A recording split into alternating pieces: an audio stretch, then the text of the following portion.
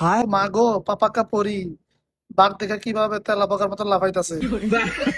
হায় বাঘ। বাঘ জুম দাও ওটা হ হ ফকিনি জুম দে ওটা বাঘ বাঘ দেখ আগে বাঘ দেখা। কিডা বাঘের মতো তো লাগতেছে। ও মা গো এদি বিশাল বড় বাঘ, এদি গাছে উঠি না বাঘ। দেখে যাও বাঘ বাড়িছে। এই বাঘ বের হইছে, বাঘ বাঘ। डिप्रेशन।